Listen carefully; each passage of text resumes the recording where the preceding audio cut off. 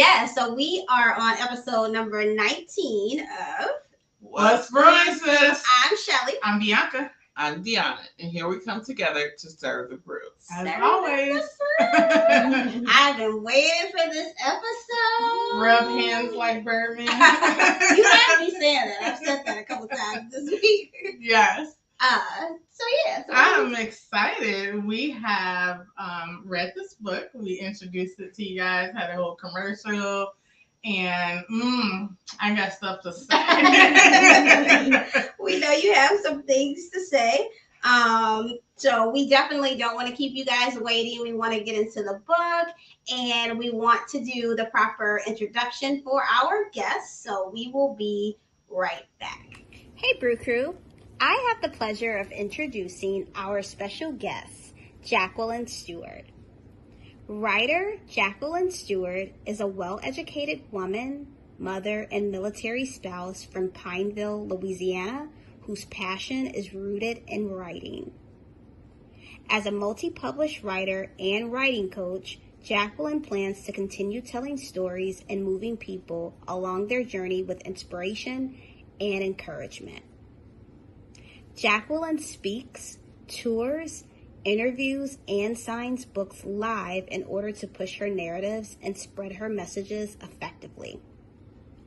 In August of 2022, she had the pleasure of being one of the panelists for the Black Writers Weekend in Atlanta, speaking alongside prolific female authors. As a writer, Jacqueline Stewart prepares herself to take the next steps along her journey of being an accomplished and impactful writer. She has no fear. She brings her Southern kindness, creativity, authenticity, and honest, along with stories that will cause people to examine and nurture themselves more. Today we'll be discussing Tanya's Journey of Forgiveness, a wonderful novel based on main character Tanya, who has been married for 8 years to her husband, Shane. Grab you some wine, some water, or your choice of beverage and enjoy this conversation. We want everyone to be included, so be sure to comment, like, and subscribe. Now let's get ready. Introducing Jacqueline Stewart.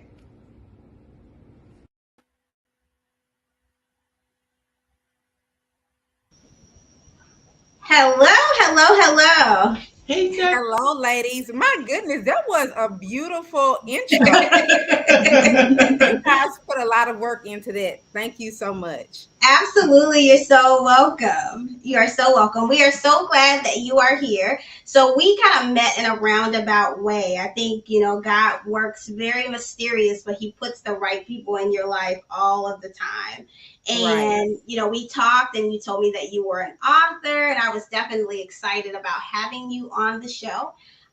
So that's kind of how we met and how you came in my life. So in our lives. So I am so glad to have met you and read the book, and I'm definitely ready to get into our conversation. Definitely. But before every show, what we do is we have icebreakers. So we want to learn a little bit more about yourself.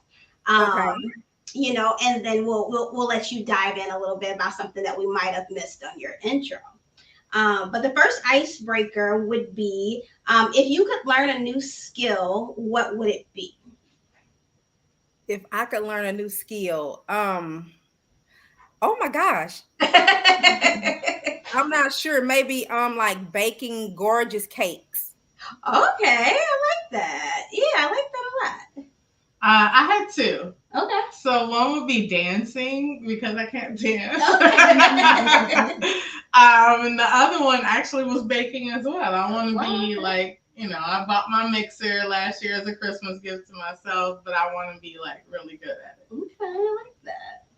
I would say carpentry, so I could fix all the stuff in my house myself and save money. Very cool. Very cool. Yeah, because you don't have to worry about. I didn't think this one through, so I would have took a pass. I was trying to think, but I was more into you guys' dancers. So if it had to be something, a new skill, to learn a different language. Yeah. Okay. Yeah, I would want to learn a different language. I would probably try to start off with Spanish. I try a little bit now, but Mm-hmm. definitely a new language. That's a good skill. Thanks. What is your favorite city? I'll just say Miami. Miami. Okay, I like that. Beaches, water, Yes. ocean. I love all that. Yes. Definitely a place I want to go. Yeah, you've never been to Miami? No. Oh, we definitely have to get you there. Okay. My favorite place is going to be Vegas. Every time I go, I'm like, one-way ticket me, please. Like, Yeah. I don't know. I love warm weather. And in my head, I'm like, oh, they don't really have earthquakes like that. The worst they get is like a sandstorm. So I'm like, I can handle that. Okay. I've never experienced a sandstorm. Me either, but I know it happens. Okay. I would say summertime Chicago. Yeah. I like Favorite our city? city, but I just don't like our winters. Okay. For me, definitely New Orleans is on top of the list. I feel like that's my home away from home. Yeah. I spent a lot of summers there growing up as a kid. My mom's from there. So definitely New Orleans. It feels like my second home. Good answer. I have to make my way there. I still haven't been yet. Yes, we're definitely getting used to New Orleans Yeah. for sure. What movie could you watch 100 times? Love and Basketball. Yeah, I like that movie. I love that movie. I'm gonna say Pretty Woman. It's my favorite movie, and every time I see it, I'm gonna stop and watch it. Okay, calm. Deanna? Oh, I have a few, but let's see. Oh, I know one. The Wedding Singer. Yeah. Yeah.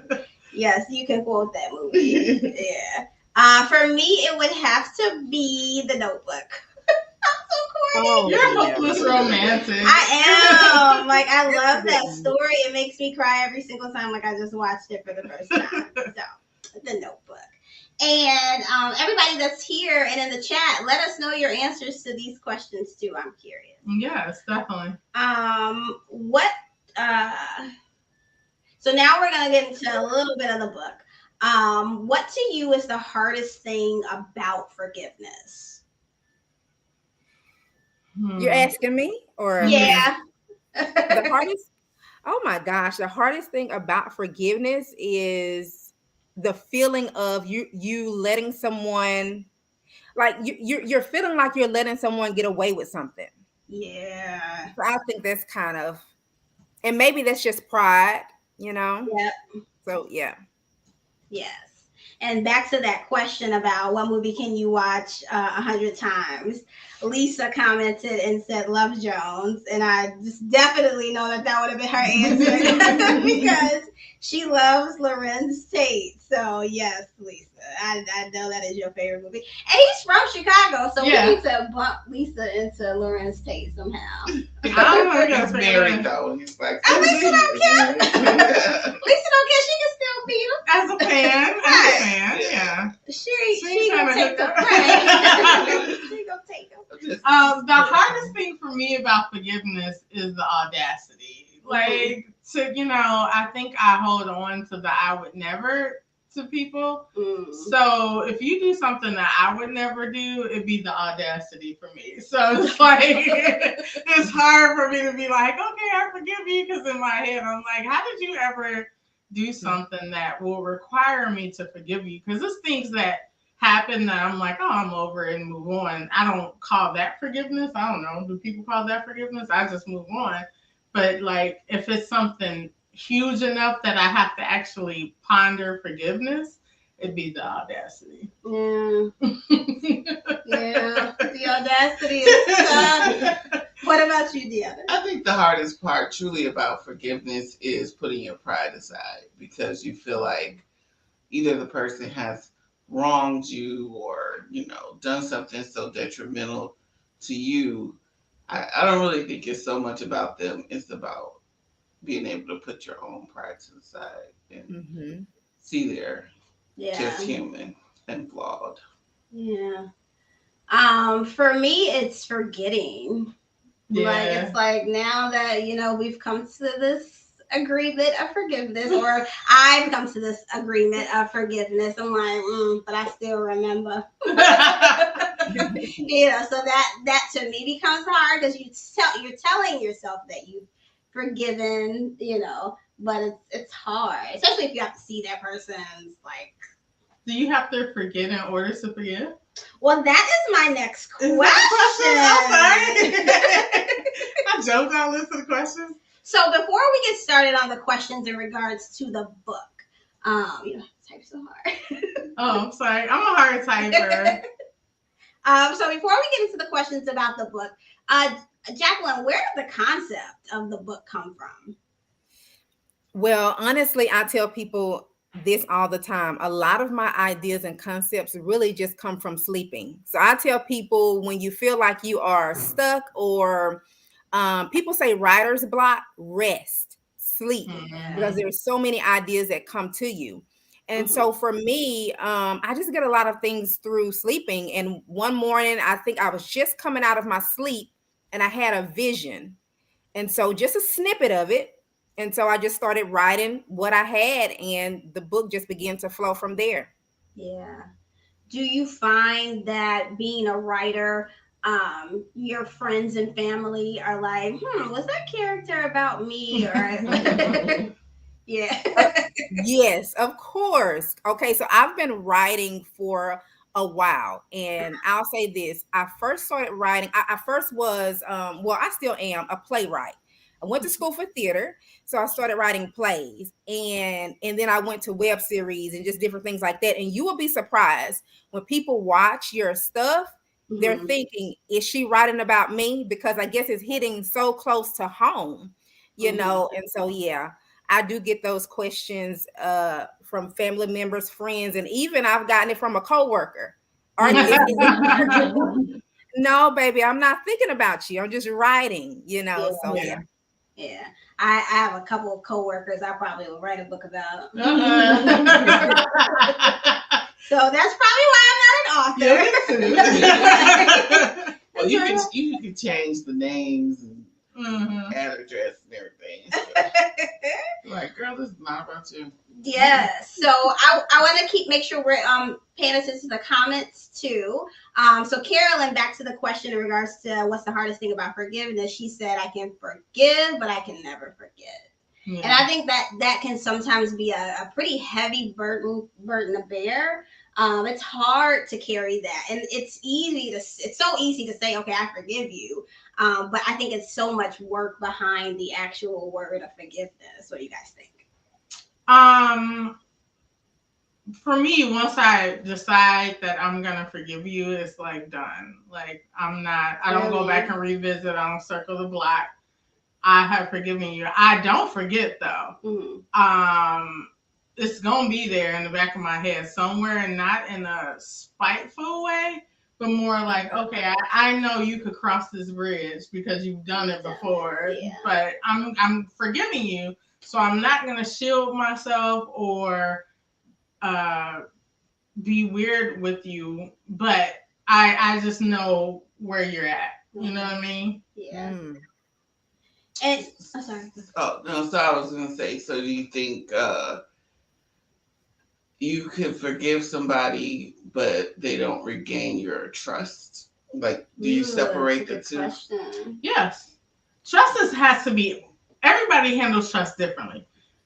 Trust, if you're a new person and I'm just meeting you, you're at 0 and you work your way up. You gain and lose trust based on your actions, right? So if you're somebody I fully trusted and you've done something that loses my trust, it goes down. You go down from 100 to 80 or 90 or whatever the case may be, and it keeps going down. So but even though I regained, you can regain trust in your actions. For me, it's all about actions. Less than, because words are one thing. You could say, oh, I'm never, or I won't, or whatever, but it's your actions. How are you showing me what you're going to do and what you're not going to do, and if you're to be trusted? Yeah, I agree. Yeah, I think it's a process. I think I've been helped as I've gotten older with the concept of forgiveness and the ability to forgive and regain trust and all that, um, solely or on a spiritual basis. Like even when we pray, we ask God to forgive us as we forgive those who have trespassed against us, which we're really saying that, which our pastor brought to our attention. What we're really saying is, if I don't forgive them, don't forgive me. So then, if I think about it in my own terms, like any offense that I've created to God, to person, whoever, if I want to be forgiven, I have to extend forgiveness. If I want to be trusted, I have to extend trust. But it was not always the case. I was definitely a grudge holder and not quick to forgive. So just in a matter of, trying to be more um, spiritually conscious and connected to what God would want me to do. But it's still not easy. It's like it's a process, but reflecting on those things helps. Yeah. At least it helps me. Yeah. This book definitely, brought to the forefront for me of like questions like, ooh, would I forgive if this situation happened? Carolyn says, I'm sorry. Go ahead. Carolyn says, yes, actions speak louder than words. I agree. You can make your mouth say anything it wants. Yeah. You really can. Because I know there's people out there that are like, I forgive you, and it's like, but do you really? You're right. When it comes. So it definitely is a self thing, Mm-hmm. Yeah.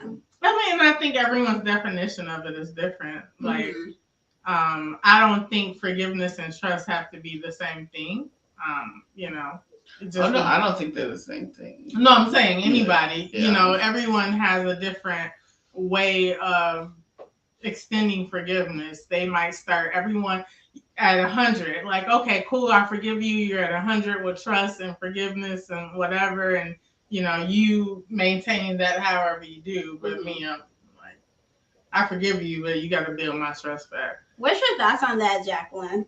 See what you did? No, I agree. Like for me, forgiveness and trust, they are two different things. So even though I forgive you, we still have to work on the trust. Right. And like you said, it's all about actions. You can tell me something, but what are you doing? Are you changing your actions? Are you, working on making it better? What are you doing? Or the person that, whoever you're trying to work out the relationship with, is that person, really working towards building the trust in the relationship? So yeah, just because you forgive someone doesn't mean that you have to trust them again. Trust is something that's earned. Yeah, for sure. Yeah. And just because you forgive someone doesn't mean you have to maintain the relationship either. Like, I could forgive you, but I could also feel like the dynamics of our relationship are not the same. Like, or there is no relationship, but I can still forgive you, meaning I'm not walking around with bitterness or hatred, or every time somebody says your name, it does something to me. But I can also say, but I excuse myself from being in a relationship with you. One of our viewers, my cousin Lucretia she said, I believe forgiving doesn't have to be, same to your point, Deanna, I believe forgiving doesn't have to be you dealing with a person that broke your trust, but it's about letting go and moving on. Yeah. Okay, so now let's go into a book question. Did Tanya forgive Shane? Okay, I cannot answer that question. I know you. Okay, I'm going to give you my answer. No, she did not forgive him. And did you want to give an overview, or did you want to give an overview? Jacqueline, can you please take the honor of giving the book an overview? Yes. So I know that you guys are pretty much talking about the relationship with Tanya and Shane, but let me give just a little bit more history. So this is a woman who had a traumatic childhood. She's actually, in a way, run away from home. And in her adult life, she's trying to create this perfect life. But something in life happens in her marriage, and it really crushes everything that she thought was stable and perfect about her life. And once, that happens, she begins to go on a journey. So she has to go on a journey of healing, forgiveness, self-exploration, just allowing her girlfriends to be there for her, losing love, but finding love again. So without telling too much of the story, that's kind of the roadmap of this character. Okay. And spoiler alert for anyone who has not read the book, we're gonna be talking about it. So yeah. We'll keep it high level so they can still, get that book and read into the details. Yeah, because we want to make sure that people get the book. Still get the book, y'all, because I want to talk about stuff. We'll talk about it. Yeah, go ahead. Talk about some Okay. things, Yeah. I guess, that are, prevalent in the lives of real people every day. No, Jacqueline said we're okay with talking about it. See, this is what happens behind the scenes, Jacqueline. But to answer that question, no, she did not forget. Well, let me take that back. I feel like she forget. Lucretia, no. Lucretia said no. I think she forgave him initially when she came back from visiting her mom. Mm-hmm. She was like, okay, she dealt with that situation, clean slate, let's start over, let's move forward. And then it was like, what's wrong with you? As soon as she got in the car, like, is something wrong with you? And it was like, I'm starting at zero all over again. And after that situation, she did not forgive him after that. Yeah. What you think? I think I agree. She was willing, or at least she was willing and thinking like, okay, we can move forward until the next bombshell drop. Mm-hmm. But can we back it up just a little bit? Do you think that Tanya has any part in the breakdown? Well, we're gonna get that. Okay. So it's in everybody in the comments. Definitely, please go ahead and comment on these answers because we want to know you guys' answers too. Jacqueline cannot, but we want to include her as much as we possibly can. Because for me, in regards to did Tanya forgive Shane, I definitely think yes, she did. I think at a certain point she chose what she wanted to do in the end, and that end was dissolving the relationship, moving on with her life.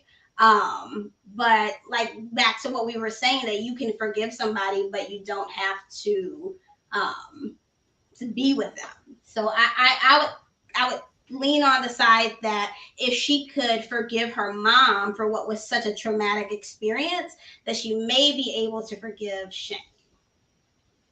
Hey, can I say something really quick? Can I say something? Yeah. So the reason why I can't answer the question is because I don't know the answer. Yes. It's not, you understand what I'm saying? I don't know the answer. It's the answer is for the readers.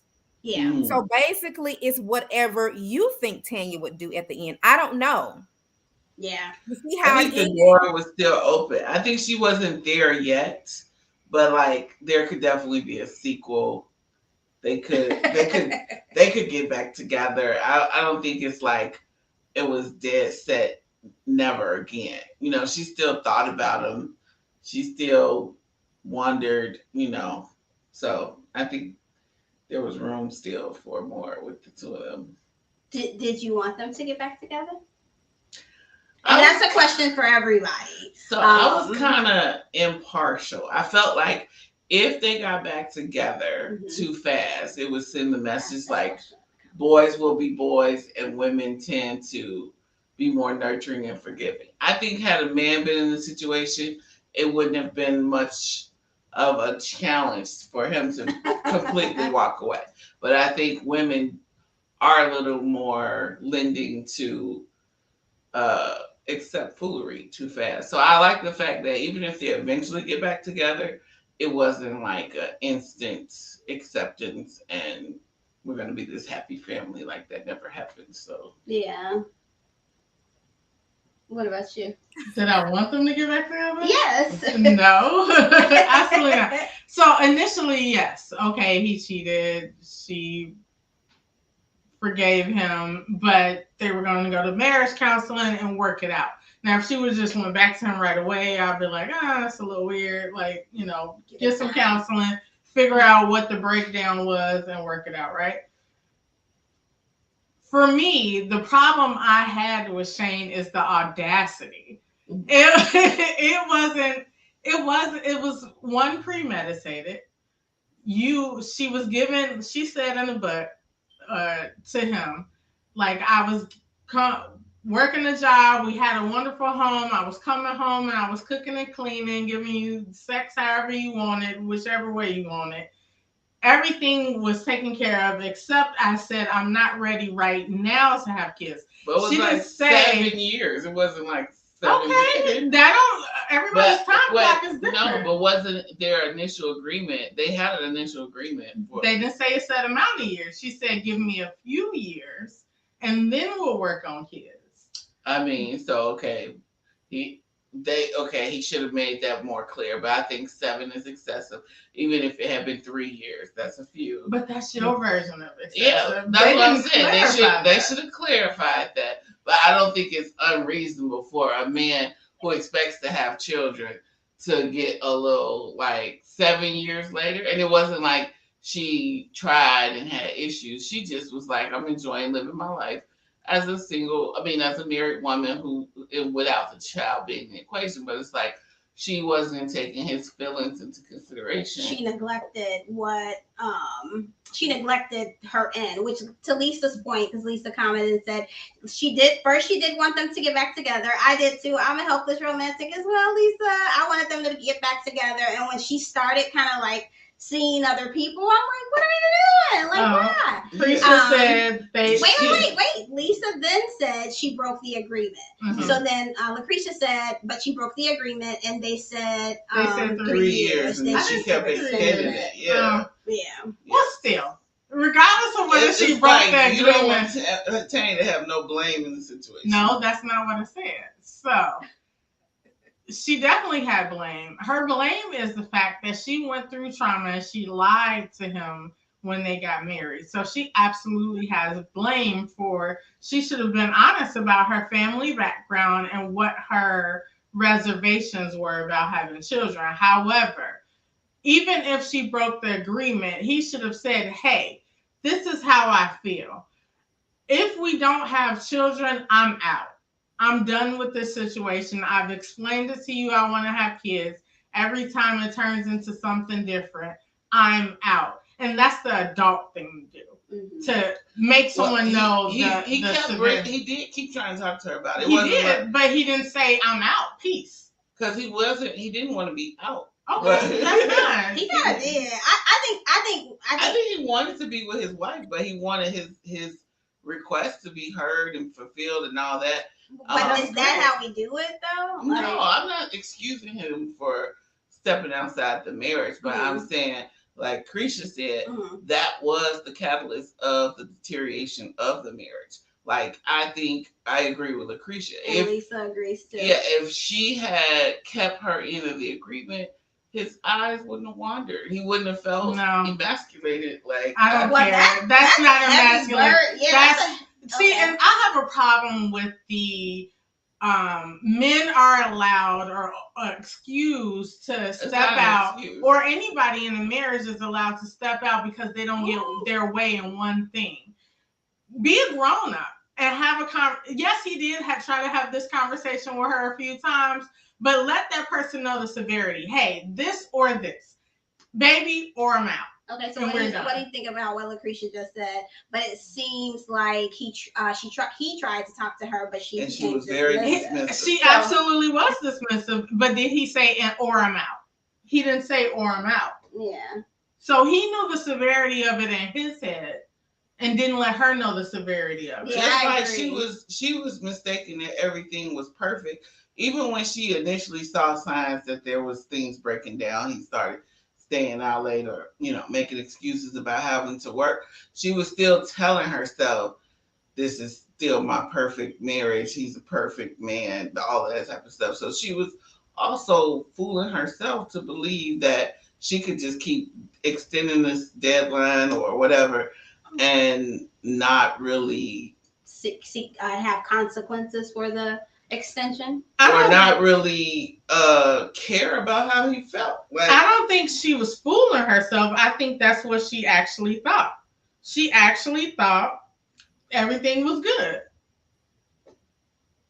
Okay. There's a lot of people in relationships where you might think everything is fine, but the other person is like dying inside. Like it happens every day. I agree. But sometimes those situations are happening and the opposite person in the relationship is not saying anything. It's not like Shane wasn't saying anything and painting the picture that he was perfectly happy like she was. He was saying like, come on, like when we gonna start our family? Like, so do you think that he should have told her that the consequences of her extending it would have been I don't think that he necessarily woke up one day and said, that's it, today I'm cheating. I think that when there are cracks and crevices in any relationship, it allows the opportunity for situations to show up. Mm-hmm. So I don't think it was necessarily premeditated in the sense that he was like, I'm fed up, I'm going to find me a new woman.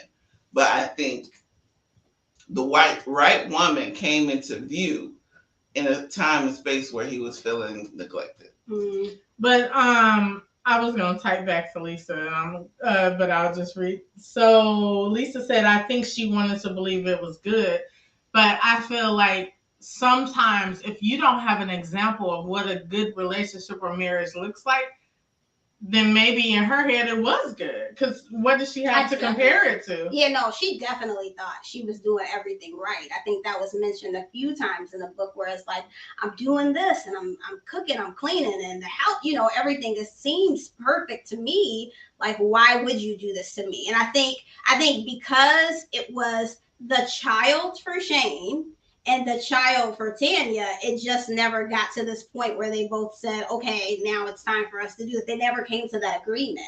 I think the child was just that much more important to him and not as important to her. And just to backtrack on something you said, Deanna, you said that he didn't wake up and one day decided he was going to go cheat. I would hope no one does that. But it was premeditated. He reached out to an ex on Facebook. Where did he think that was going to go? Yeah. What was the intention behind it? I think he kind of woke up and said he was going to cheat. I don't think he woke up and said he was going to cheat. But that's the question on the table. Did Shane wake up and say that he was going to cheat? Everybody let us know. I don't think so. But I think that sometimes when somebody slide into somebody's DM, I think you should just not do that. I think as a practice, I don't think it should be done. So I think nobody is above, succumbing to temptation. So the best way to avoid it is just to not even entertain it. Like if somebody slid into your DM with somebody from your past or somebody you always thought was cute in school, like you could just. Well, there's a difference of being, I'm out at a bar and, let's say I'm Shane, I'm a guy. Mm-hmm. I'm out at a bar and a beautiful woman walks up and she's all in my face. That's temptation. He went out. So he went on Facebook or whatever and searched her, found her and messaged her. It wasn't a happenstance. Like but I think sometimes people feel like, you know what? Or he ran into her. You know what? I don't remember exactly how the initial conversation with the two of them started. I forgot now. Do you know off top, Jacqueline? What's your question? Because I'm just listening. How did they link up again? I forgot. I felt like he saw her on social media. It was through social media. Okay. But I think it was more of her seeing his life. Yeah. His woman, because they actually used to date in college. Remember that? Yeah. Okay. So into his DM, not the other way around. Right. It was her kind of drawing more on him. Yeah. Lucretia said, but when you feel you're not being heard, you kind of just like. Yeah, I think that's I don't know. That to me just sounds like such an excuse. Like if you feel like you're not being heard, then talk. If you feel like you're not being heard, seek counseling. If you feel like you're not being heard, X, Y, Z, ABC. Just like we're lending grace to Tanya that she had this traumatic childhood that she never dealt with and she didn't tell him everything up front. He also didn't use proper communication skills to get her to understand the severity of his feelings, and maybe he didn't know how to articulate it. Maybe he thought what he was saying was enough.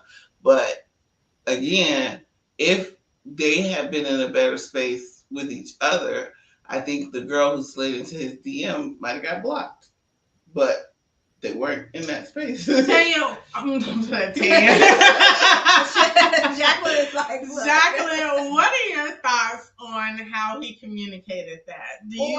Or maybe a higher level communication in a relationship? Like, I don't know. I think honestly, I think that he tried. Like I see some of the comments over here. That wasn't the first time that they had that conversation. Okay, so when the book starts, you see them at dinner and having the conversation, but that wasn't the first time. And like they were saying, those they were have read and are paying attention. It was an agreement. By this amount of time, we're gonna start our family. Something that she agreed to. So that wasn't the first conversation. It was one that they've had before, over and over again, that he's brought up to her, but she was dismissive to it, not realizing how important it was for him. But that was because of her trauma, right? Her childhood trauma. Definitely. I have to agree with Bianca on this, and I'm really surprised that it kind of seems like more people agree with what Deanna is saying, but I just feel like there's so many solutions to a problem before somebody kind of takes it in their own hands and kind of just do whatever. Yeah. Because I can only assume that he was happy in his relationship minus the child. But minus the child is a big minus. Minus the child is definitely a big minus. But if minus the child is a big minus, then when does leaving, like when does saying, okay, you know what, she's not giving me what I need, when does leaving the relationship come into play? Like, right. You know what, instead of going to cheat on somebody that I love, I am going to do better. I'm going to say, look, you're not giving me what I want. How about we get a divorce? And the audacity for me is now that you've cheated, now that you're bringing a baby into this world, you want to push me into marriage counseling. Let's go to marriage counseling. Come on, let's go to marriage counseling. Why you ain't go to marriage counseling when you wanted to have a baby before you decided you was going to slide out? Yeah. And they actually went to marriage counseling. That was before the baby. Oh. But that was after the cheating. After the cheating. But I do agree with you all, Shelly, in the sense of he should have done the marriage counseling before, even though he had been voicing his opinion. Okay, when are we going to have the baby? You promised me, over and over. He should have did all of the counseling, suggested the counseling before the cheating. But you see how he waited until after there was this complete breakdown in order to go to counseling.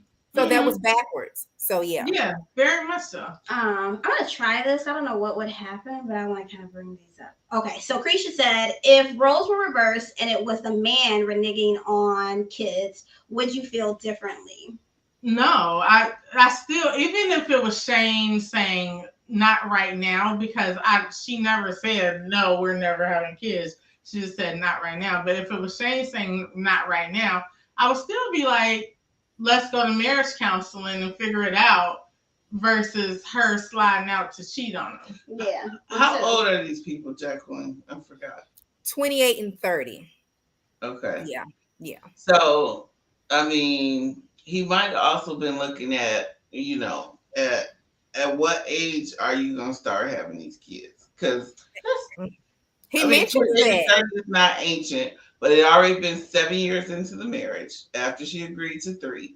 And I mean, it's just facts. It's just truth. A woman over 30, you now start having risks with infertility and all these other things. Like, should he not? Maybe he was, thinking that eventually she was gonna be ready.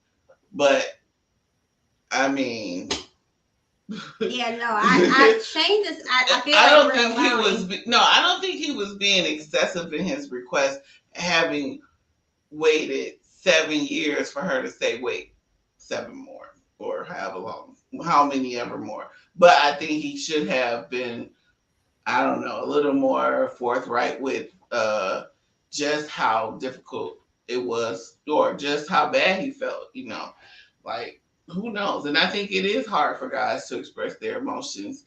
And it probably why are we giving these men so much? Like, oh well, maybe his feelings got hurt. Just like she didn't tell him about her past. But I feel like we always give this grace to men, like boys will be boys. No, I'm not excusing the cheating. Like, I'm not saying that the cheating was right or okay, but I'm just saying, like, I don't feel like I think they both played a huge part in the breakdown. I do. I agree that too. I'm not dismissing her wrongness in this. She had the responsibility when getting in a relationship to say, hey, I like peanut butter. Tacos is my favorite food. I have family trauma. It should have been brought out to the table. He should have known this. She lied to him. I personally, if I was Shane, would be like, how do I forgive that? You told me your dad died, and now I know he went out for cigarettes and never came back. Right. Like, who are you? I'm finding right. It's like the show Who the Bleak Did I Marry? Like, the whole premise of everything I knew about you now changes because you're not even half the person that you told me. You made up a whole story about people that don't exist and things that didn't happen. Like, absolutely, but he didn't know this exactly prior to the cheating. He cheated. Yes, so the breakdown was her. So my husband says, like, when he hears me, talking about it and he's read the book, he simply says that Shane really never knew Tanya. Right. So he never knew this woman, this person. So how could there really be a solid foundation in their marriage when this is a woman that he never really knew? He didn't know the truth about her. So, it's just a lot of messiness, with that situation. For sure. Lisa says facts. Oh, okay.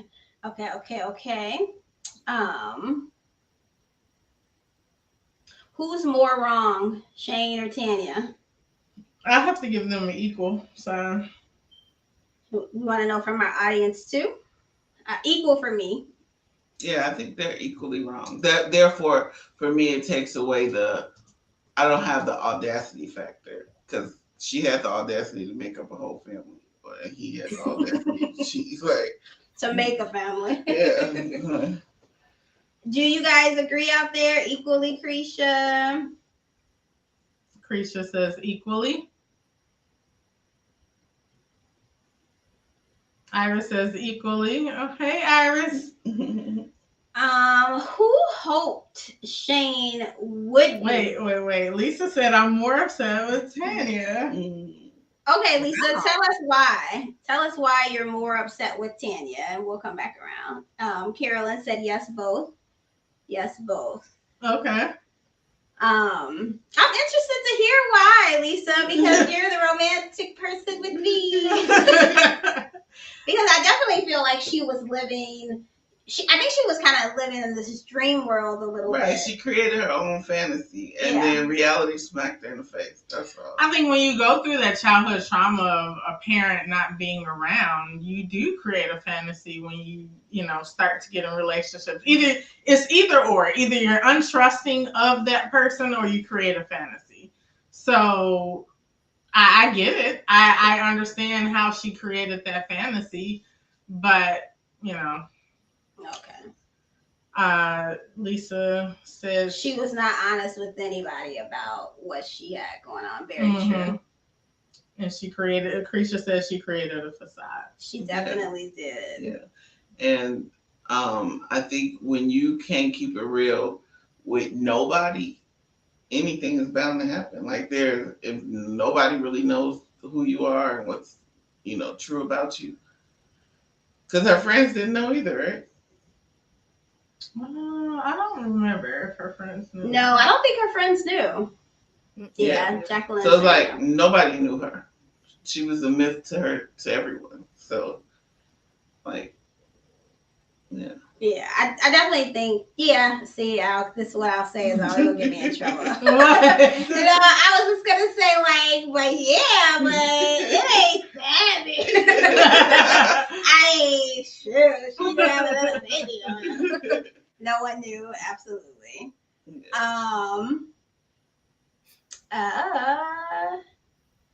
Sorry, Jacqueline. Of Tanya's friends, who were you most like? Of Tanya's friends, who was I most like? I would need the overview of the friends' profiles, please. Jacqueline, can you? Yes, so Trish and Maisha, they're the gangster ones. They will cuss you out and beat you up. And they say whatever is on their mind. And then we have Stacy, who is a church girl. You know, she'll go into prayer mode at any moment. And then we have Dana. She's a swinger. Her and her husband, they swing, you know. So, and of course, Tanya, married to Shane and everything she's going through. So, yeah. Yeah. Who are you most like? I would probably, minus a few things, I would probably say Trish. Trish, okay. Yeah. Probably most like the church girl, but not as much. Okay. The ghetto one. Which one? The one that married the comic? Yeah, that's right. I'm little. I'm always ready to fight for my friends. Iris said, "I'm a little bit of all of them put together." Yeah, yeah, I can see that for sure. Let's see. Do you think Tanya forgave her mom?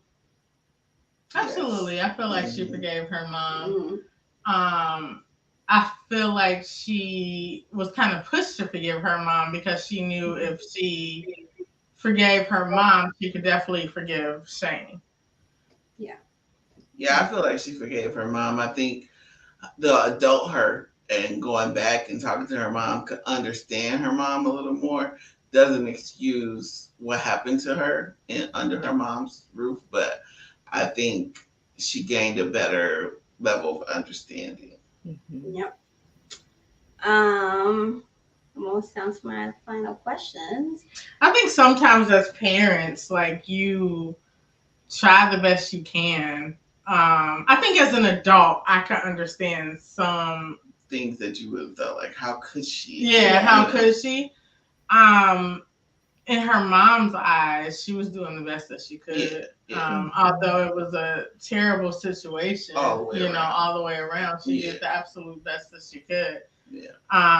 But because she was willing to sacrifice herself for her children, but she would have never. I don't think she would have intentionally sacrificed Tanya. You know, she didn't know that was going to be part of the deal, but she was willing to be like degrade herself to make sure her kids have what they need. But, you know, it wasn't with the intent of throwing Tanya under the bus too. Yeah. I have to ask this question. So I was just so irritated with Shane because I feel like he was, I get it. Everyone feels like Tanya was dismissive of his feelings, but I feel like he was equally as dismissive of everything. Once Tanya said, "This was my trauma. This is what happened to me. My father left and went away. You cheated on me. I'm willing to work through it. But now you're bringing a child into this world." It was definitely more. He just kept saying, forgive me. I love you. Let's go to counseling. Blah, blah, blah. And never really addressing that. He reopened that trauma for her. It was like he just didn't care as long as she forgave him and they raised his baby and rode off into the sunset together.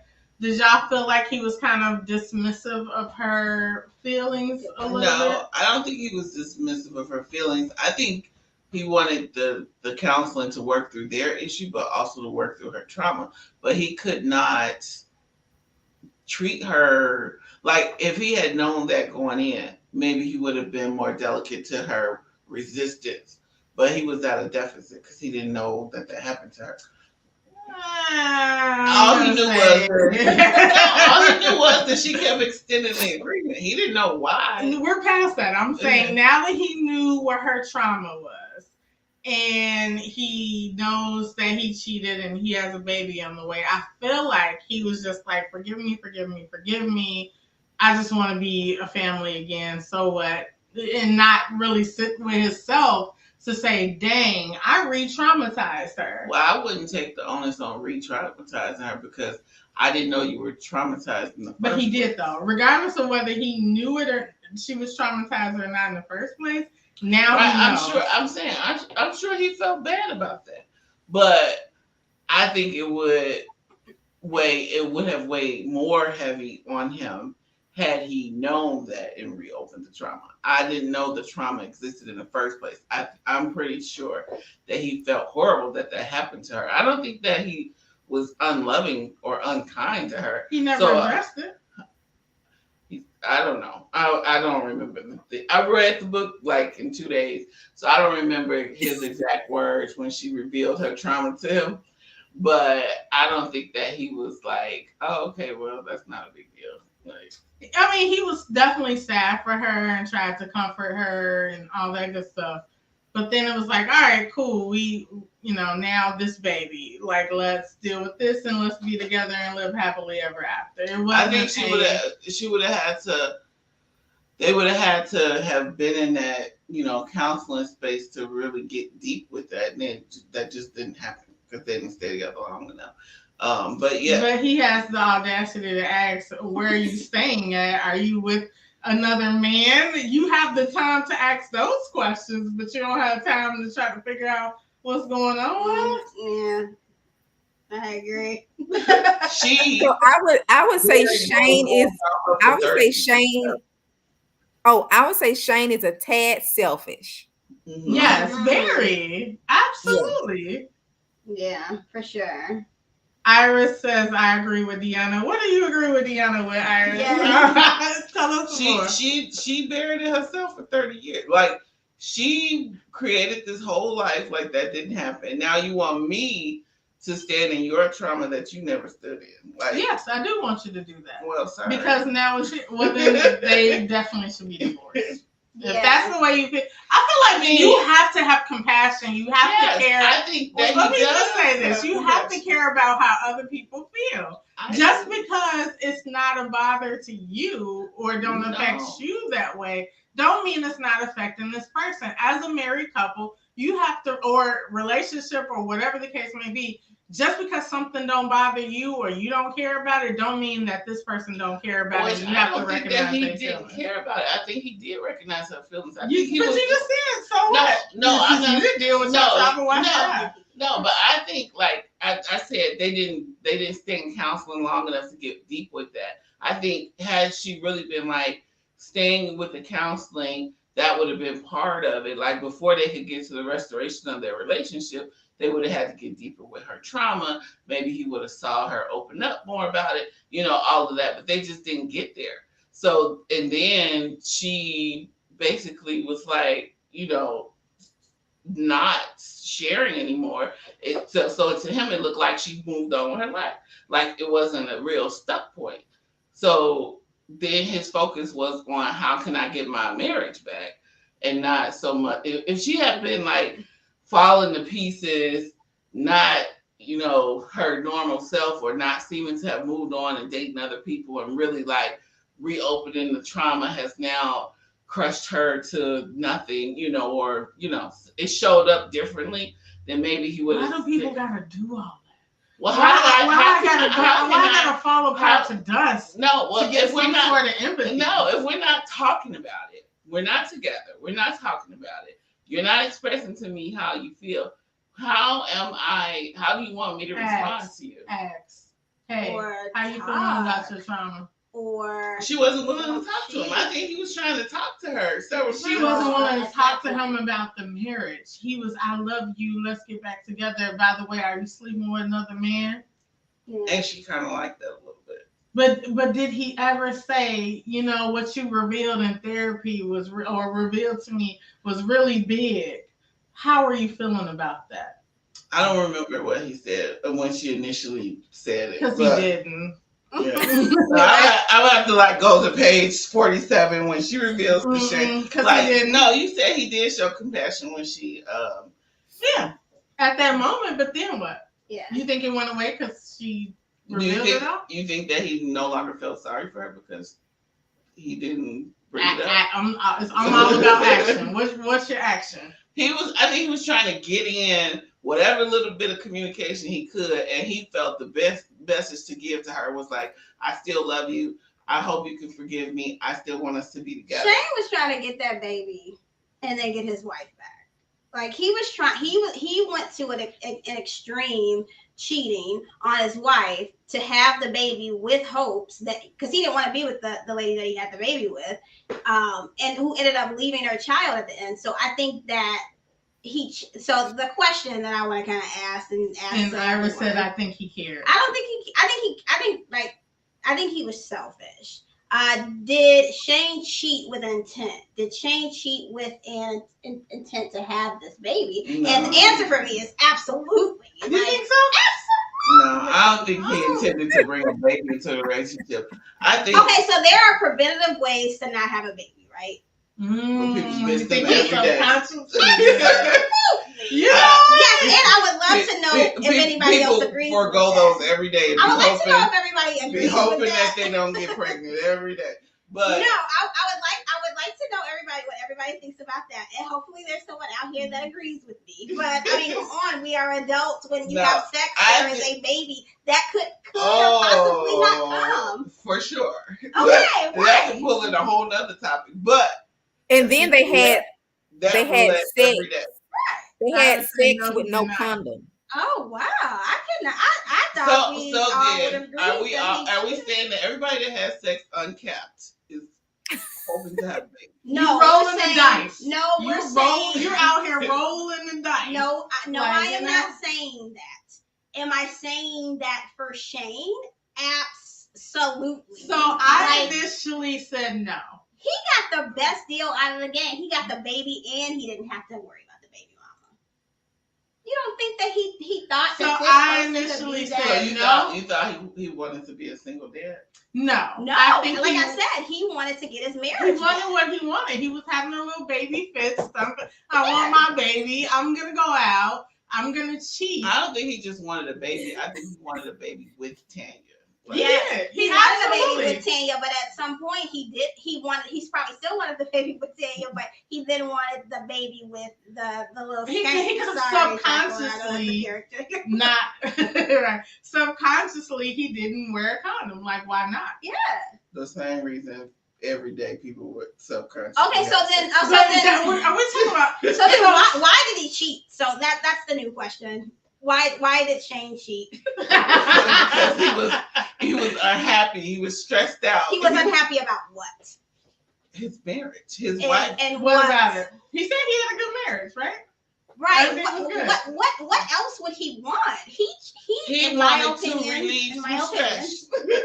in my opinion, he cheated. He was tired of Tanya's rejection on having a baby. But I don't think he wanted to have a baby with someone else. I think he did not want to have a baby with somebody else. If you go out and cheat and don't wear a condom, so everybody out there who has sex without condoms and ejaculate. No, this is not a grand situation.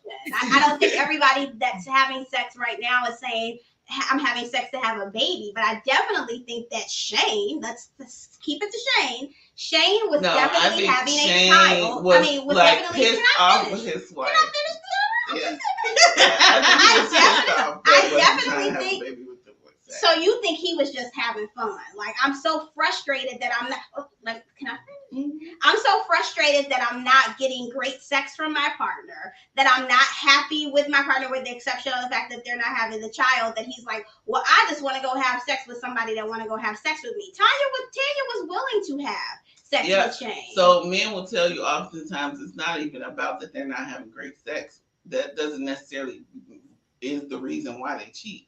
Sometimes there are other frustrations, not even necessarily with their wife. They could be frustrated with themselves and just have sex with no strings attached. Remember, Jacqueline said, the author of the book, that he was selfish. And Creature agrees. Having sex outside of your relationship is a selfish act in of itself, but doesn't necessarily mean you're hoping to get a whole life form out of it. Creature agrees. She said that men are not that diabolical. LOL. So plan all that out. LOL. However, the grace on men. I'm just like, it's so much grace on men.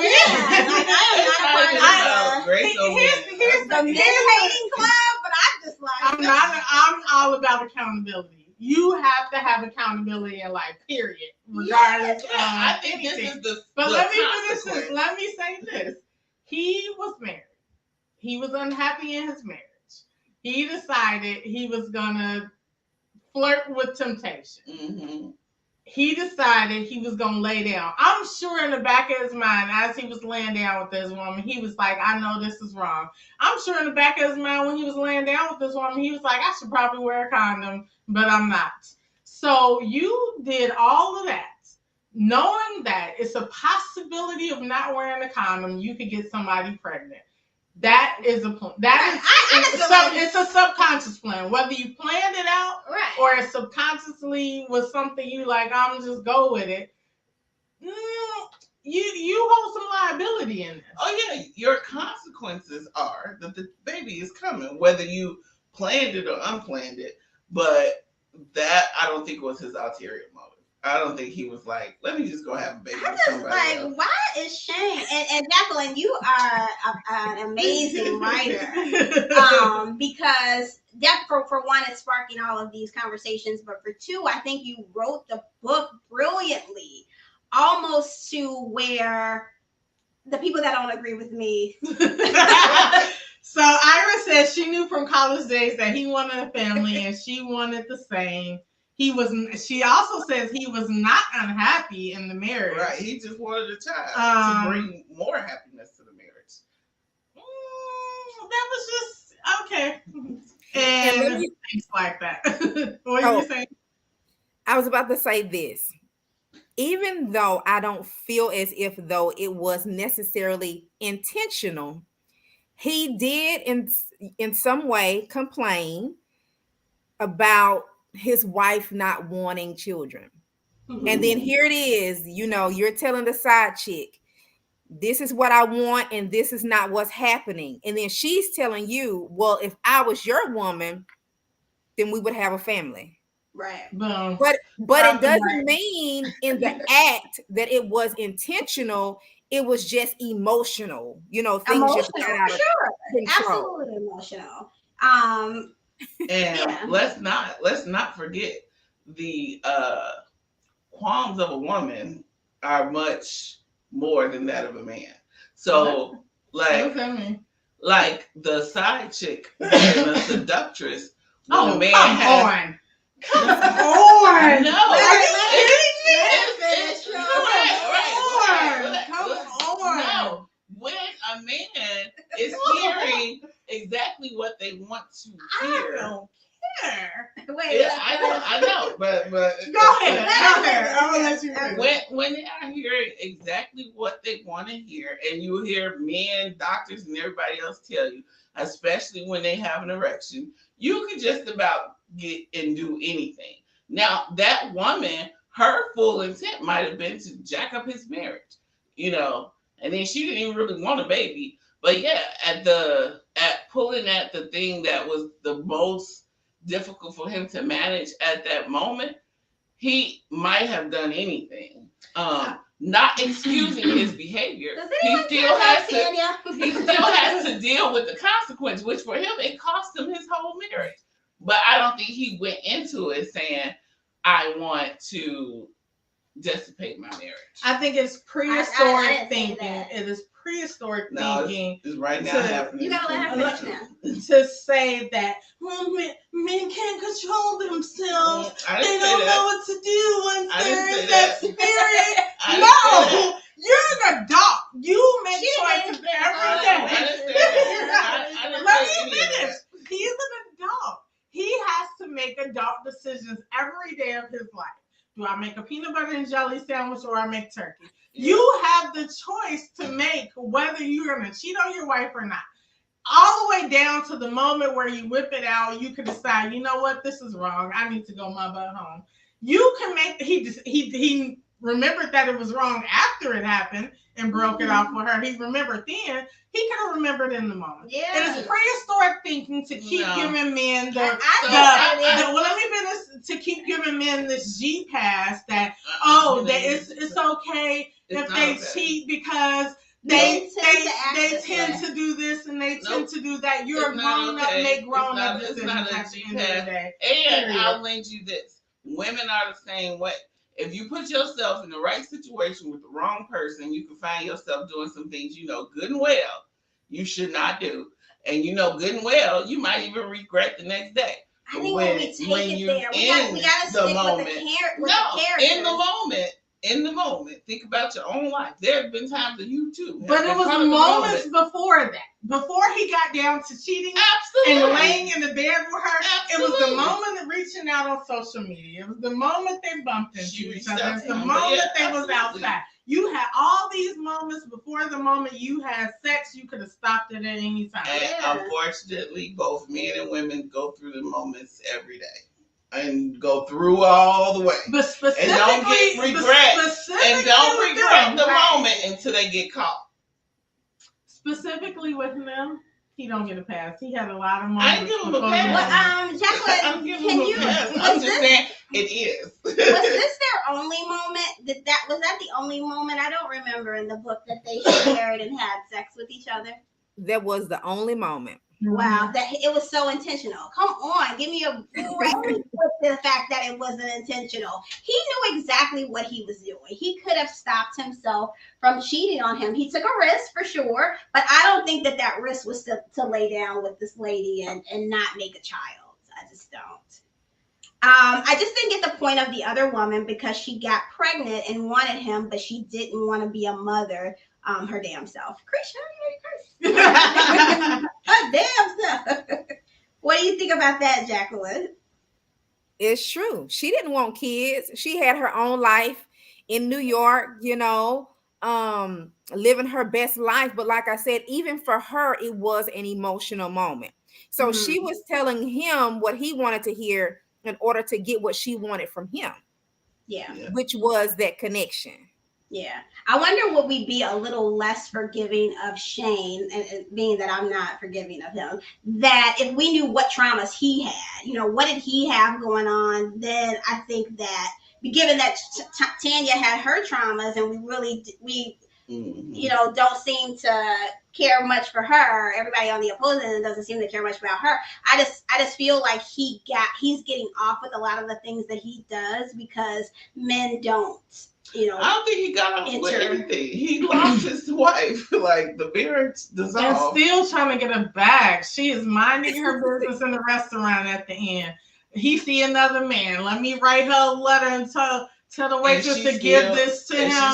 Give this to Tanya when she's by herself. It don't matter what she feels. Leave her alone, sir, with your 2-year-old. Go about her business. You still trying to write her letters because she's sitting with another man at the table. Mind your business and go. Even if she wasn't with another man, I think he would still try to approach her or whatever. But she still also yearns for him too. So even if she moves on to another relationship, who knows if she's still gonna be, thinking about Shane, wishing she could be with Shane. I don't disagree that she shouldn't. When you're in love with somebody, you don't flip a light switch and be like, all right, it's over with. I hate you. Even down to cheating. Right. But she removed herself because she knew she couldn't forgive him and be with him after everything that occurred. She slept with him though. So what? She did. Sex is sex. Oh wait, so no, I didn't say that. I didn't Tanya, with her husband. Whatever she do. Husband. But no, whatever she do is okay. No, what we're saying is that anything that Shane does is okay. I'm definitely no. This is her husband. Not for Tanya. That's for her husband. Not for Tanya. I don't think that everything that she did was okay. I will be the first to admit when I feel like I know her. Yeah, she. Nor did I say everything that she did was okay. Right.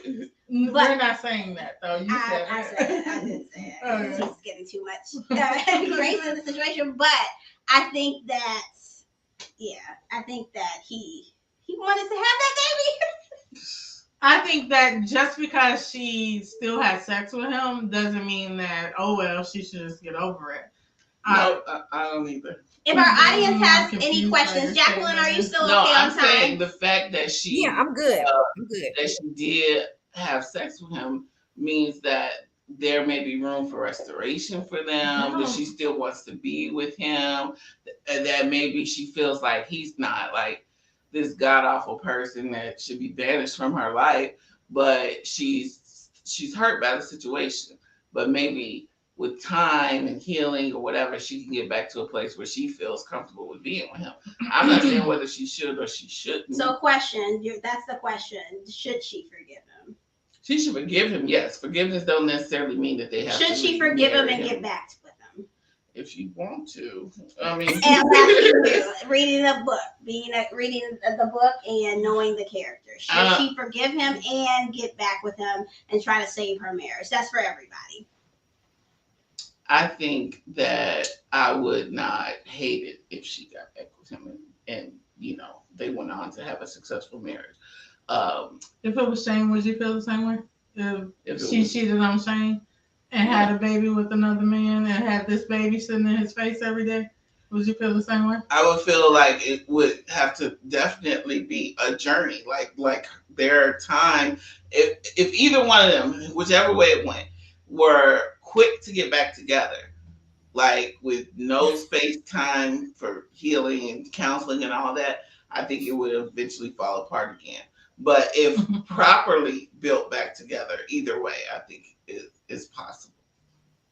Iris wants them to get back together, so she's expecting a part 2. I feel like she made it clear that every time she looked at this child, she'll remember what happened. And if anybody is in that type of situation, don't be with that person, because a lot of times people end up then taking it out on that child and making that child feel uncomfortable because you are reminded of what happened. So that happens sometimes. I know situations like that. But also what happens sometimes is even women who think that's how they're going to feel and think that they're going to feel that remorse against the child, fall in love with the child, take care of it, and eventually they see that child just like their own, and they are surprised by their ability to love a child that they feel was created in a way, and men too, even though women are more usually the ones more willing to accept that situation, but it does happen with men on occasion too. But they find out that their love capacity is enough that they could love a child that was created in the wrong situation just like their own, and they don't mistreat the child. But yes, if you have not gotten to a place of true forgiveness, then you probably would not be able to not be bitter or remorseful or, treat that child like your own. But if that's the case, then it's not right for you in that situation. I don't think that forgiveness means that I have to be like, oh, we're one big happy family. It means I forgive you, but I don't want to be with you. Yeah, I think that's perfectly fine. But that's still true forgiveness. Hey, I forgive you. You know, hope everything is well. Beautiful baby. Don't want to be with you. Right. If your forgiveness means like, when I see you, I don't give, feelings of hatred and bitterness towards you, but I still don't want to be with you, I think that's okay. Mm-hmm. If your level of forgiveness is, I forgive you and I love you and I want to, continue this relationship, this marriage or whatever, in order for me to love you properly, I will have to accept and love this child. Otherwise, it's not going to work. It's a package deal. The baby's not going away. He's a single parent to the child right now. So it's not like you can compartmentalize the child. Me, I can sit over here like I ain't gonna love that baby. Which means then we can't be together. So, I think in any given situation, if there's a blended family, if you are not the biological parent of the children that are coming along with this mate, if you can't love them, you can't see yourself, having a real loving bond with that child, then you also should not stay in the relationship with that mate. Apples to oranges. I want to hear everybody's thoughts. How can you exist in a family where my children are going to be unloved, but we're going to have this loving relationship, but then you're going to treat my kids like kitty littles? I'm just saying this situation is apples to oranges. Why? If she get back with him, she would have to accept the baby. I'm not respected here. Should Tanya get back with Shane is the question. I want to hear. I want to hear everybody else's answers in the comments. So what are you saying, Bianca, that you wouldn't feel obligated or some obligation to love the child if she got No, back with she them? was saying that if you meet somebody and they already have a child, Mhm. you have to be able to love them. Yes, I agree. Because you already knew in the door, hey, this man has a child. This man has a child. This is what he comes with. Shane didn't come with that. He just added that. I'm saying if he comes back, she would have to be willing to accept the child. Right. Or there's no comeback. You're saying that she should be willing to accept the child if she comes No, back? I'm saying she's made it clear that she don't know if she'll have the capacity to accept that situation, so she shouldn't get back with him. If that's how she feels. But how do you feel if Tanya decided to get back with Shane? She absolutely, it's all or nothing. Okay. If she decides to get back with Shane, then she absolutely has to love and treat that child like it's her own child. Yeah. Yeah. Which I think the element of the mom not being involved, lends a little ease to that, because it's not like she also then has to have some cordial relationship with this mother that's going to be popping in and out, and You never know. Right. I mean, I guess she could come back, but right now she's giving up her parental rights and she's moving on with her life. So at least it's not that too, because it could be like, you got to accept him, you got to love and accept the baby, you got to figure out how to co-parent with the mom. It's a lot. I think it wouldn't be unreasonable for her to say, no, I'm not dealing with all that. I'm not saying that. But if she chooses to get back with him, she has to be willing to nurture the child. All right. Lisa, you said, I think she wants to, but would you? Like, do you think that Tanya should get back with Shane? I think she misses what she thought she had. Mm-hmm. I think she misses the idea of the relationship that they had. So yeah, she held on to that note. LOL, she did. She did hold on to that note. She misses what she thought she had. I think a lot of people do that in relationships where they, something happens in relationships. You fell in love with who you thought this person was. What? Right. Or you definitely fell in love with hopes that this person wouldn't cheat on you and have a baby. Right. So there was some imposter syndrome to him too, I think. I don't know. This tough, guys. Mm-hmm. This is a great conversation, Jacqueline. This was really good. I definitely enjoyed this book. Thought provoking. Yeah. It was it definitely started a debate. That some of these questions would have come up in writing the book.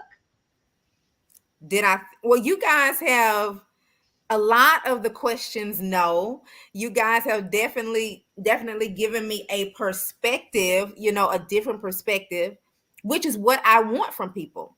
Mm-hmm. Like, I want people to grab their own thoughts, their own feelings. Like, what would you do? Would you stay? Would you go? All of these different things. And so that's why I can't necessarily give an answer, because it's all about the reader. Like, what would they do?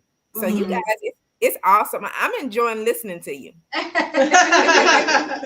I think we all three kind of have different perspectives on things, and you kind of put yourself in the shoes of the character as best you can. And I don't know, for some reason I sympathize with her a little bit.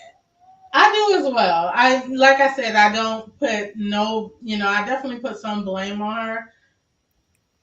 A substantial amount of blame on her for how she came into the relationship. But I feel like that don't give you the right to then not be honest in a relationship. Yeah, I agree. Totally agree. So, yeah. With that being said, tell us about what else you got. Yes, tell us what you have coming up and your other books, for sure.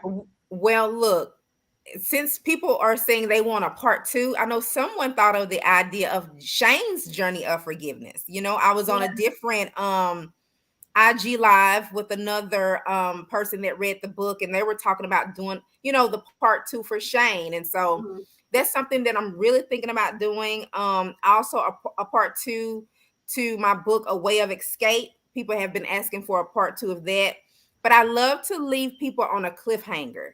So I love for people to kind of think about or wanting a part two, you know? Yeah. So I'm thinking about doing those 2 books. Of course, I have some short films that I have written. I want to be able to get back into doing some filming and different things like that. So yeah, just continuing with my writing journey with books and getting short films out there and doing different things like that. Okay, let's circle back to one good part right now. Krisha said we didn't even get to thoughts of friends' input in romantic relationships. Oh. So that is definitely a good topic. We didn't even get to that. I was just so mad about saying that we didn't get to that. So, friends' inputs in relationship. Is it needed? What do you think? Like, I don't know. That's tough. Yeah. Lucretia, you answer that question too. I think friends' inputs in relationships, while they can sometimes be annoying and not necessarily ask, like I didn't even ask you, and here you come with your opinion. I think that it's definitely needed. Because I may feel a certain way in a relationship, and then I hear my friend's perspective on the outside looking in, and I might relook at it and say, okay, this might not be a good relationship for me, or maybe I should handle the relationship this way. Because everything doesn't have to necessarily mean leaving. So I think friends' input is needed. I think that if you're my friend, you should be able to give me feedback. You should be able to give me advice. Whether I take the advice or not, that's up to me. You can't force me to do anything. But you can definitely give me the advice. And it should be open to say, hey, friend, I see you're going through this. For example, with Tanya, if her friend's like, girl, I don't think you should be back with him. He did X, Y, Z. It's fine that they say that, but that doesn't mean that I have to do that. There should be room for me to make my own decision and decide what I want to do with my relationship and how I want to do it. And, I think that as long as I'm not hurting myself or being in something where, I'm getting hurt or others are getting hurt, then, just be my friend. You know what I mean? So, and I think largely friends communicate their feelings, more so looking at how they feel about you. So if they see someone that they feel like is hurting you, traumatizing you, or whatever, their emotional response is to, want to save their friend from that situation, or, advise their friend to remove themselves from the situation or do something different or whatever. So I think graciously, you have to believe that your friends are really attempting to look out for your best interest, whether they communicate it the way that you want or not. And often too, it's like when we're mad, we want our friends to be mad with us. Then when you're not mad anymore, you annoyed when your friends are still mad. So then if your friends say, well, I'm just going to be numb and not have anything to say because you want me to be mad when you want me to be mad. You want me to act like it didn't happen when you're happy again. But you also don't want your friends to be flatlined, because then when they say nothing, when there's something that you want them to be excited or happy about, you want them. So you send your friends on an emotional roller coaster with you. So it's a lot. I think it has to be like a balance in navigating it. I think I've said on the episode before that something I'm working on with myself is that I, not that I'm passing judgment, but my advice could come off as judgment, because it's like, no, you need to do this because I want to fix whatever is going on. And I want you to do the things that I say to fix it, but that might not be the fix for you. But also I don't feel like, I should have to not give you advice. Like, I want to help you. I want to be there for you. But, put it in your back pocket. Be like, thank you, friend, for this information. I'm going to put this in my back pocket. I may or may not use it. But or, sometimes we outwardly, openly say, well, do you want me to tell you what you want to hear? Or do you want me to tell you what I really think? Mm-hmm. And I think people are not always honest with their response. No one ever says, tell me what I want to hear. They say, no, tell me what you really think. And then if they don't like what you really think, then it's like, well, I wish you would have just told me what I want to hear. Whether they say that or not. That's their reaction to what you say says, tell me what I want to hear. Yeah. What do you think, Jacqueline?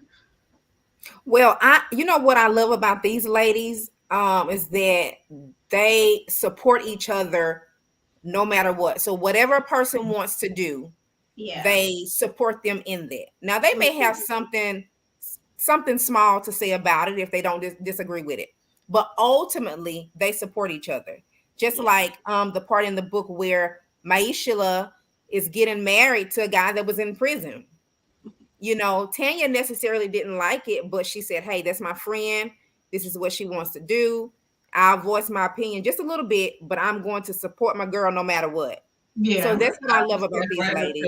Bridesmaid's dress. Right up there in her bridesmaid's dress, and Trish acting a plum fool.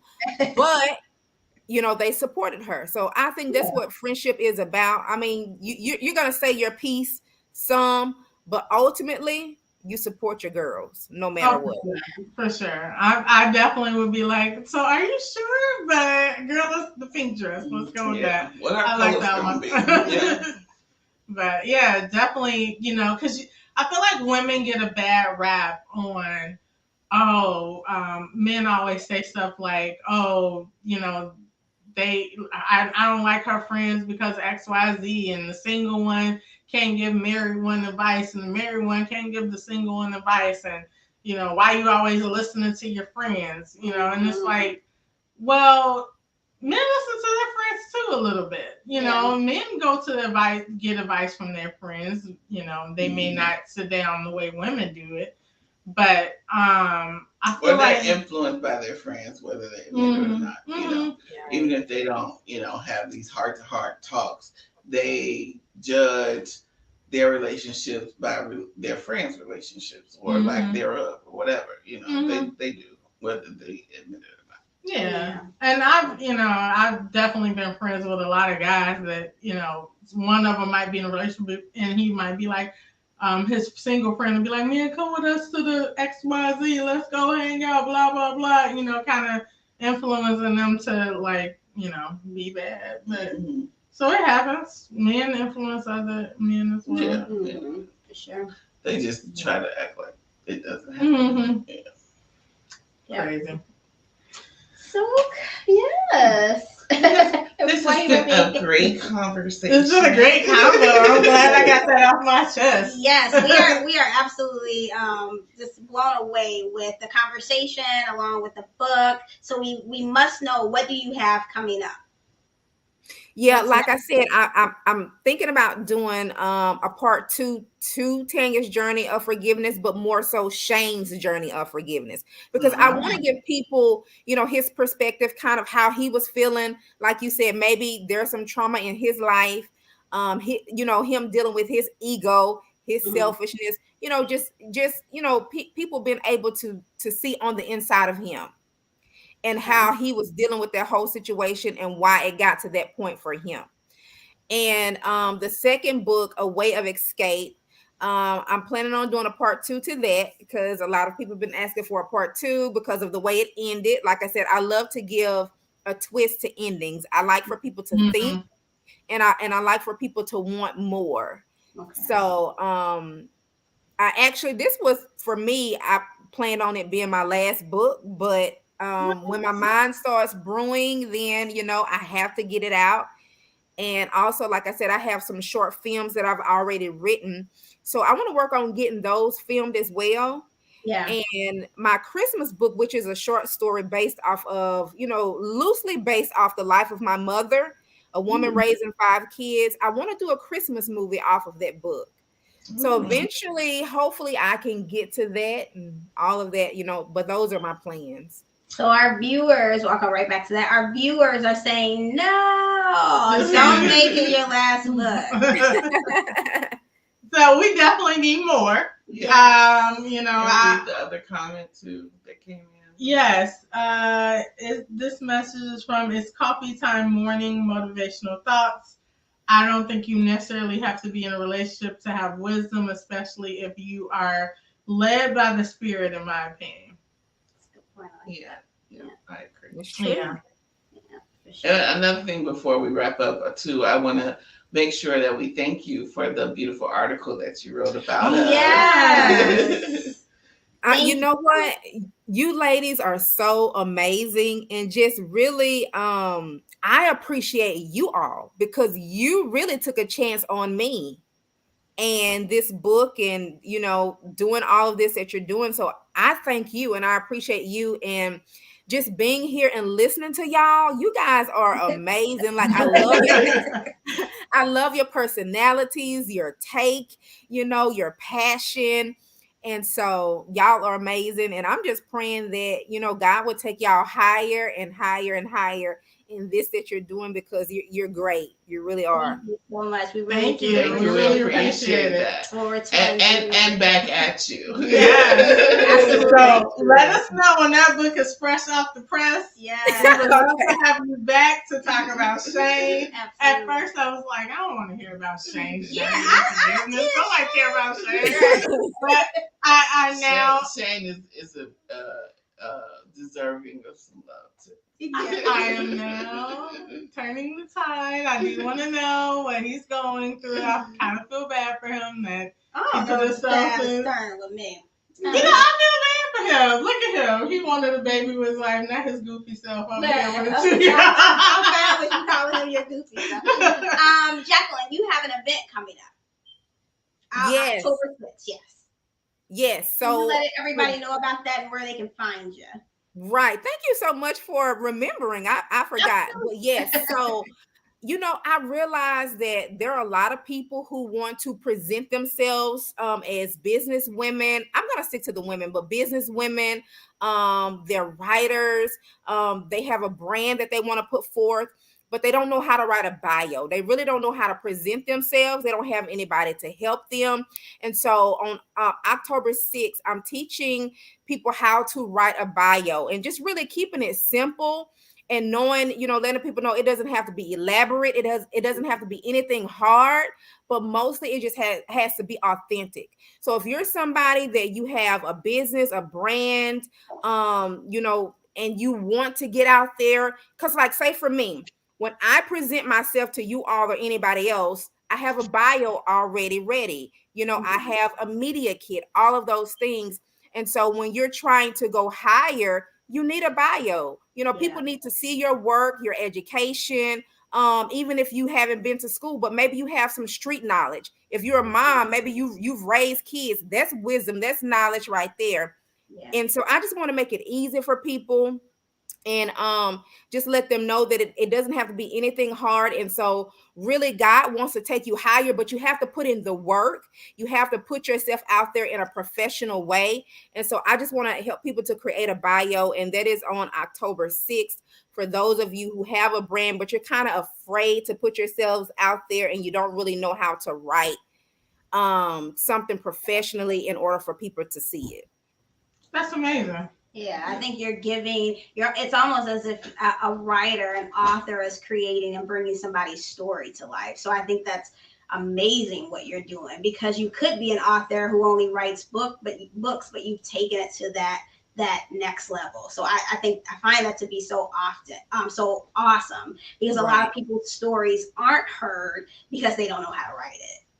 Right. So that's amazing. Yeah, right. Definitely. And I want to tell, if you're a writer or a business person, whatever you got going on, do not be afraid to reach out to podcasts or, you know, YouTubers, or just, you know, people who are bookstagrammers and they have these blogs. Don't be afraid to reach out to them via email, but just be ready. Have something that you can present so they'll know who you are and what you've done, so they can say, okay, yeah, I don't mind having that person on my podcast or whatever it is to talk about their book or their business or their brand or whatever it is. Yeah, perfect. Well, thank you. Thank you so much. We really appreciate you taking your time to come on in and lend an ear to all of our craziness. Yes. And presenting us with this wonderful opportunity to have you here in this great book. Yes, you must come back on soon. That's why we don't even want to let you go now. So definitely, we hope that you come back, and yeah, we will keep in touch. Thank you, ladies, and thank you everybody that was on listening. Thank y'all so much. Yes. Thank you. All right. Bye, Jacqueline. Bye. I almost said bye, Tanya. Thank you guys all for tuning in. This has been a hot topic. It gets a little heated here. And Tiffany said you guys are amazing. Thank you, Tiffany. Thank you so much, Tiffany. We appreciate that. Tiffany. A great deal.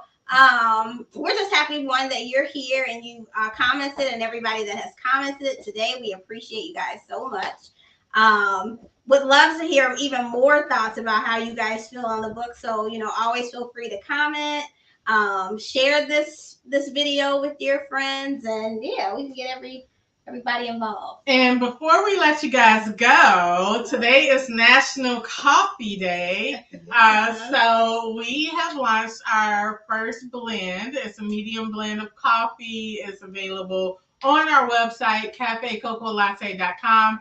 We even launched a decaf, so you can pick up your decaf, your medium blend on our website. National Coffee Day. International Coffee Day is October 1st. So buy a bag for yourself, buy a bag for a friend, give it as a gift. We would love for you to celebrate Black-owned, women-owned business. Yes. And support us. Yes, and we welcome your feedback, your comments. Thank you so much, Tiffany.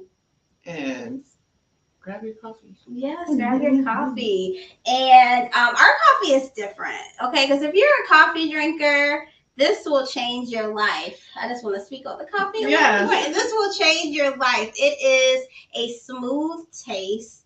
It's amazing. So you just have to give it a try. And we appreciate everybody who has placed an order. Yes. And we guarantee you can try it black. It's not bitter. Yes. No. You can enjoy it black, but you can also enjoy it with your favorite. I always cannot say that. favorite creamer or sweetener. It has a blend of cacao, almond, and blackberry, and it doesn't give you that hard coffee breath smell, it does not. At the end. Yeah. So, but you still get your coffee boost. And it's a really fresh aroma. It's aromatic. Yeah. You'll definitely give it a try, guys. So as always, thank you guys for tuning in. We have some great shows coming up for you. We're digging into some really great topics. So be for sure to like, comment, and subscribe. And share. And as always, keep it brewing. Bye.